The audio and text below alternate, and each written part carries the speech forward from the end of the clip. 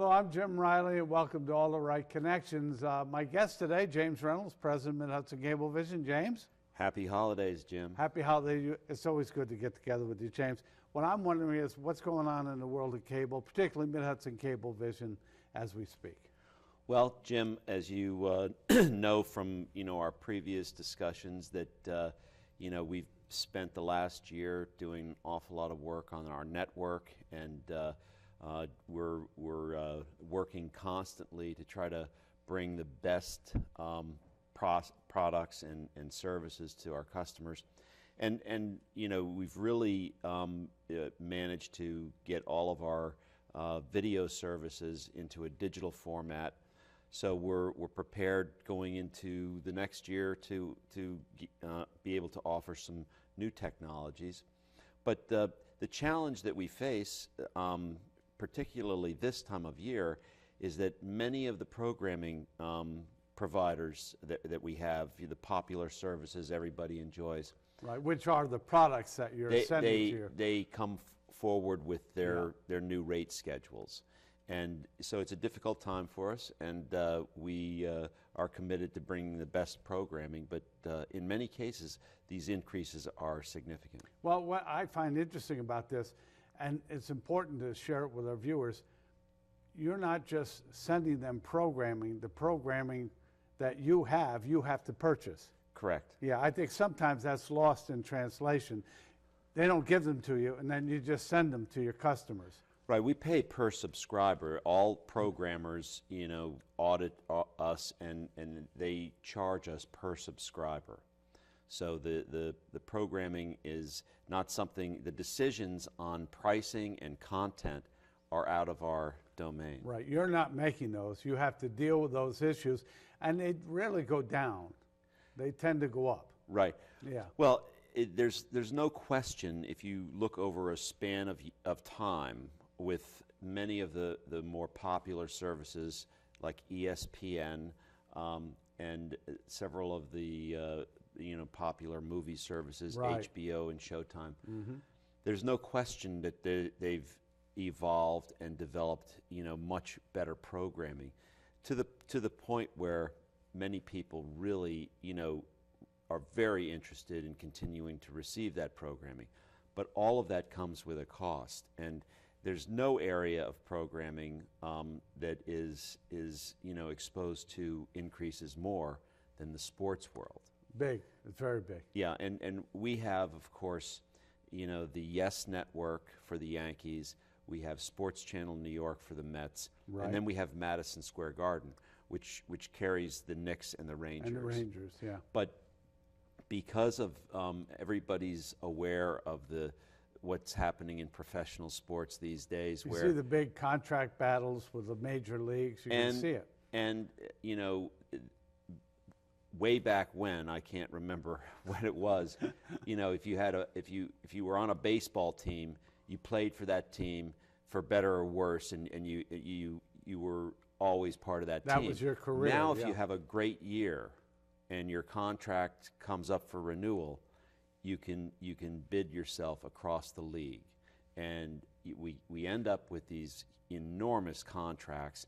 And so each year the sports networks, and ESPN is included in this, they come at us with double-digit increases for the programming, and it's not something that we have any control over, but it's just the way the world is right now. Right, and it also means that you spend a lot of your time in management trying to negotiate these things and keep them in a reasonable state for your consumers, right? Right. Well, normal operating expenses increase, usually, based on the consumer price index. But these programming increases have no, tie to that, because they're just, arbitrary in many ways.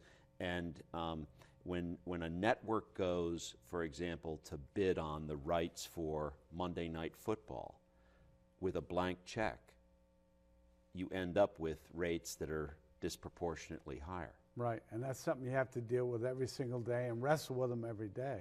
Right, and we don't have the volume discounts that a larger company would have. New York City, L.A., Right. Detroit, Chicago. So we have to adjust for that. But on top of that, the sports networks, we've now got the local broadcasters that are charging for, they say, retransmission consent. In other words, permission to retransmit their programming. Right. And people have it for local news, weather, and those kinds of things. There's no question people want to have the local networks. Right. CBS, ABC, NBC. Sure. Because they have programming that is very popular. Right. And local news, right, of course. As well.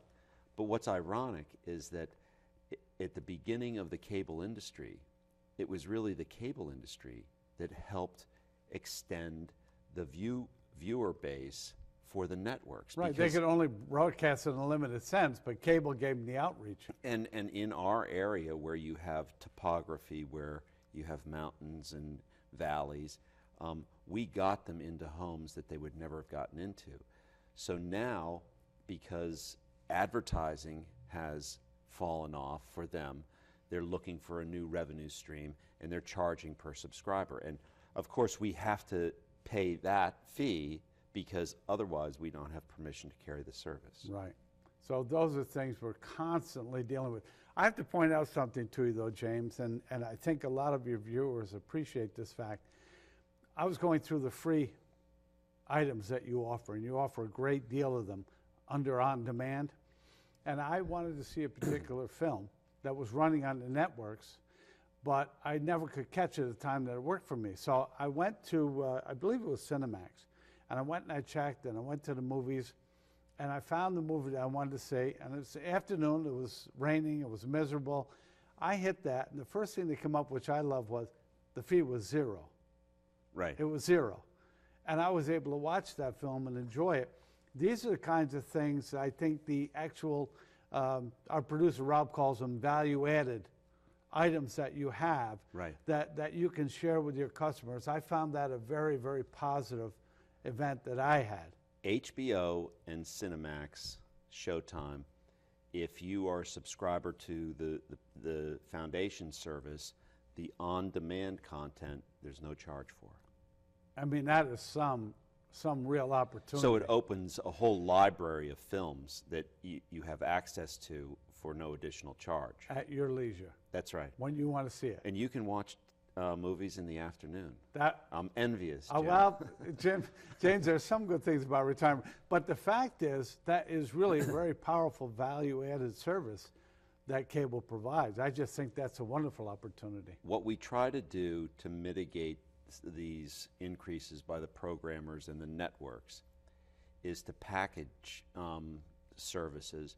We'll also run different promotions to help give subscribers the benefit of if they're willing to make a commitment for a certain period of time. We try our best to do that because we understand that it's a difficult economy, and we know that the day-to-day expenses, cable's bundled in with those, but it's an important service for customers. So I think it's a challenge. But it's terribly important that people know you're working on this all the time. I think it's terribly important they know that you're working for them in these negotiations. It's important to point that out. Yeah, and it is true that it's not really a viable alternative to say to a programmer, especially one of these sports networks, that we can't pay that fee.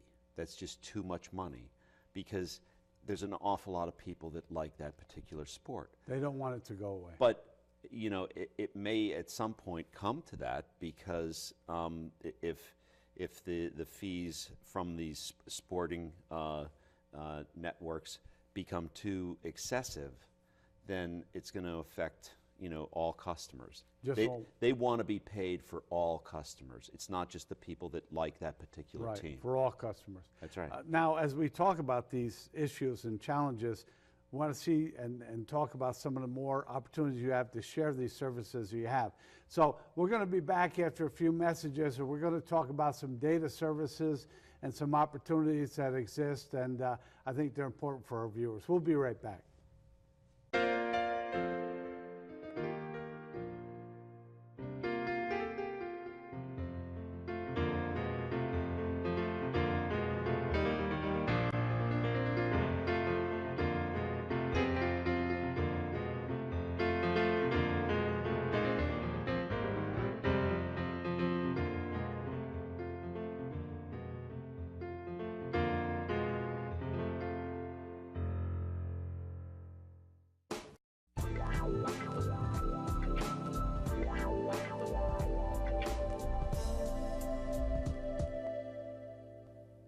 Welcome back. James, we did the video portion of this. I think it's important to keep people really up to date on what's going on in that end of the business because that's who we are.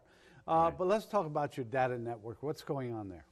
Well, the data network really is becoming the backbone of the system, the distribution system. And the reason I say that is that all of the video services are being converted to digital signals.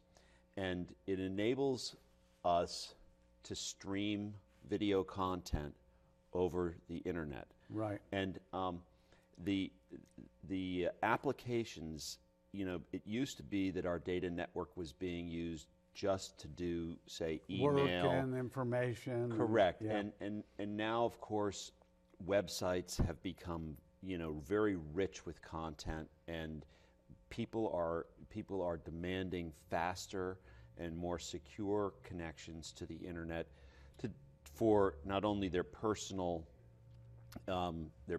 searches and activities, but also for business, for their livelihood. But beyond that, entertainment has emerged as becoming very important. big. Yes. And Netflix started this whole movement with streaming movies instantly. Right. I mean, you could go to a laptop or a smartphone right now from where you're sitting. If you have a Netflix account, you can go into your watch movies instantly. You can add a movie to your queue. You can start watching it instantly on your smartphone or any kind of device. Right. And that's compelling technology. The problem that we face is that now we have to provide faster connections. We have to provide, you know, a consistent experience so that halfway through the movie it doesn't drop off. Exactly. So it requires a continual investment in the electronics. I mean, we've got fiber optic network throughout our system. So when we see capacity, if one area of the system, there's a lot of people playing games on the Right. internet or watching movies, that can cause congestion. And so we've got to monitor that. We've got to be aware of that. And when that starts to become a trend, then we've got to change electronics in our central locations so that we can have more capacity. So everything's going to go smoothly all the time, and Correct. you can count on it. And Yeah. it's a constant effort that really requires monitoring, and we see the utilization. For example, we'll see probably our peak hours are somewhere between like 5:30 and 6 o'clock in Right. the evening till around 11 or 11:30 at night for residential use. Right. For business use, of course, their peak hours are, you know, 8 a.m. Sure. through the business day. So we monitor the utilization, and we particularly look at areas where we see a lot of what we call aggregation. We see a lot of customers that are using a lot of bandwidth in a specific area. If enough people do that at the same time, that can slow things down for Yes. everybody. And particularly, I mean, we've had a situation where just a handful of people playing video games, because they use enormous amounts of Right. bandwidth to Yeah. play online, they'll slow down a whole section of our system. So we've got to make adjustments on the fly. We've got to invest in new electronics to put on the ends of the fiber optic networks. But it's a constant effort to do that. And I think it's going to continue because we're just at the beginning of content, video content. Oh, absolutely. Being Yes. streamed over the internet. And more people, I think, are going to want to have that ability to see the content in different So places. you have to constantly invest, and you have to constantly keep building the structure and that network so it can provide peak performance. Yeah, I think there's a misconception with the network itself that, you know, you see the construction crews out on the road pulling fiber down the road, and some people think, you know, well, sure, that's expensive, but once you've done that, You're paid all for done. it, you're all Yeah. done. That's not true. With the internet and with the expansion of content and streaming video over the internet, the investment in the back end of the the network is going to continue. It must continue. And the electronics, we're fortunate that we live in a time and an era where the manufacturers of these lasers and electronic, the servers and computers are constantly evolving and coming up with new equipment that will meet the demand that we're facing. Right, it's important. Now, our producer was saying before we went on the air, he threw out a thing that I'm not familiar, IPTV. What does that mean, and what opportunities is that going to provide your customers? Well, I'm not sure I know. There's so many different new technologies that come along. IPTV is Internet Protocol Television. Okay. But what that really means, because nobody really cares about that, it's like VoIP. Yeah. That's Voice over Internet Protocol. Right. But what it means is you can take a telephone and you can make a call over the internet, and it's going to be almost no cost. And that's what That's what you want to understand. Cable phone. That's VoIP is cable phone to me. So this is. So IPTV is simply the ability to stream the same service that you pay for in your living room over the internet, so that you can receive it when you want, anytime you want, on any device you want. Right. And the world, the technology world, you can't watch a program without seeing an ad for these small tablet computers now. iPads, all sorts of other companies have their own version of the tablets. And what's happening is that we're getting ready to launch this new technology called IPTV, which means if you're a subscriber to our service, but you also have an iPad or you have a smartphone. Right. They call it 3-screen service for your TV at home, for your small computer or tablet computer or your smartphone. Right. We'll encrypt or encode the services so that they will appear on those other devices. So you can be anywhere that you have an internet connection. You could be in an airport and watch HBO. Right. And we think that the world is evolving to this next stage where you are not confined to a specific location to receive your services. Right. And we've talked about it in the past, where when the company first began, it was in the days of programs like All in the Family. Yes. And you had 3 networks, you had no remote control, so you planned your day around, if you liked that show, 7 o'clock at night, you sit down in your comfortable chair in the living room and watch that show. And you sit there till probably 10 or 11 o'clock. You don't get up and change the channel, and because you just stay right with those programs. Right. It forced people to schedule their entire day around a certain time. Now you don't have to do that. You can do whatever you want, and when you have a few minutes, if you want to enjoy content, whatever's your preference, you can enjoy it. But now you're going to be able to enjoy it wherever you want. On whatever device you want. The technology is really expanding so that it's really for consumer convenience. Right. Let me say very clearly so people understand. If you're a subscriber to Mid-Hudson Cablevision, when this is launched. And it's not done yet. Right. But when it is launched, you will get it on your cable service at home, iPad if you have one, smartphone if you have one. Right. Now, it's not going to be all the different programs because some content providers, programmers, they're very nervous about letting their content go out on the internet because they're thinking if it's not encrypted, then somebody can take it without paying. So some programmers will not authorize that delivery, but there's a number of them that do. A great many of them will. HBO is doing it, and a number of the most popular ones, ESPN. Mm-hmm. So what I'm saying is that many of your popular services and Will be programs available will be available. with those options. And also, of course, movies. Yes. So if you're Very important. stranded at the airport for a couple hours and you have your tablet computer, you're going to watch a movie and The be one happy. I want them to be able to see is you and I on this show. I think that's one of, Right. you know, and a little touch of home. I think that's great. That's exciting stuff. And again, it's always involving. What I love is that you and your company is always on top of those changes. Terribly important. Last thoughts for you today.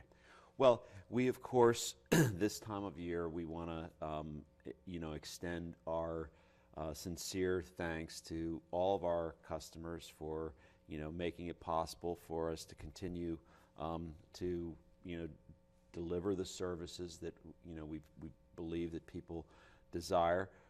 We have a commitment and have had a commitment over the years to provide the best possible service and keep up with technology, but it's really our customers that make all of that possible, and we're very grateful to them, and I of course want to extend all of our thanks to all of our staff for They're terrific. making terrific. Yeah. all of this possible day in and day out. The network never sleeps, and it requires tremendous vigilance and focus, and so we're very fortunate in that regard too. So we just give thanks. We want to obviously continue to provide any kind of support to the communities that we serve. We know that we've been involved in a number of the charitable organizations. Let's talk about some in of the food drive. We just that was big. helped to try to organize. That was big. Edith Casey, which provides gifts for needy children at Christmas time. right? And Day in December in Catskill, where he did the promotion and the advertising to help that get launched. I thought that was a very good effort as well. right, and I think that's a philosophy that we've had from the beginning. When my father started the company, that it's always good business, good practice to give back to the communities that make your business possible. And so we're involved with that. And so I guess we'd just like to express our thanks and wish everyone a joyous holiday season and a Happy New Year. Well said, James. And by the way, I'd like to congratulate you on the 40th, the anniversary, the 40th year in business here in Catskill, and all of Greene County, Southern Albany, and parts of Columbia County.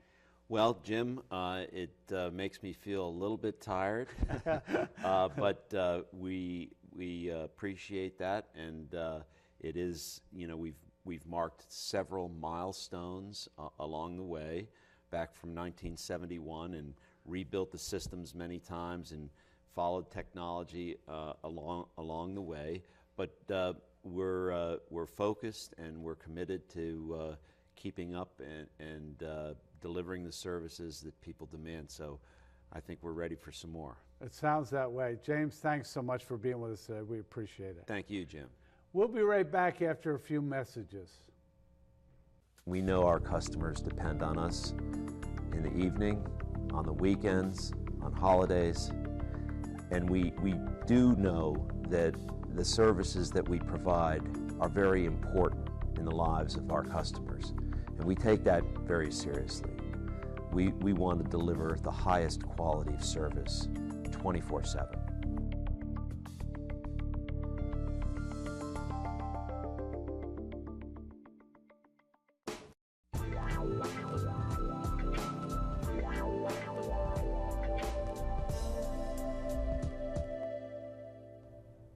Welcome back. My guest for this segment of the program is Eileen Dees. How are you, Eileen? I'm good. Good. Thank you for coming today. We very much appreciate you taking the time. You're welcome. All right.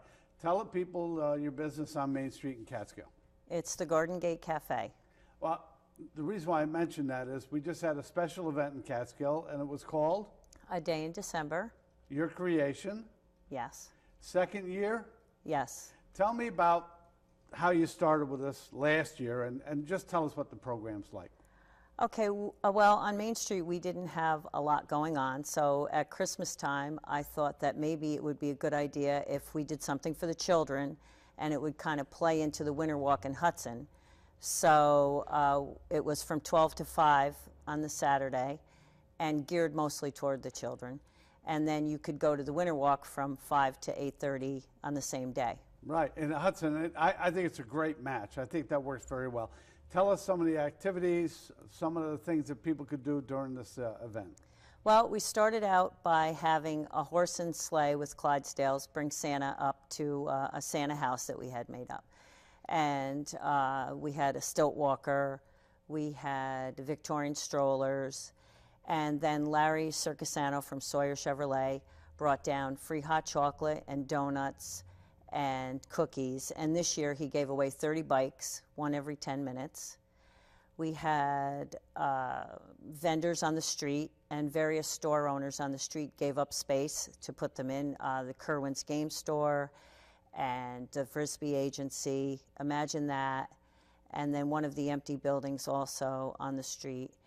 And I just think that's a great idea, because the whole goal was to create interest and activities on Main Street to boost the businesses there, right? Right. It was to help the businesses, and also it would be a fun activity for the kids.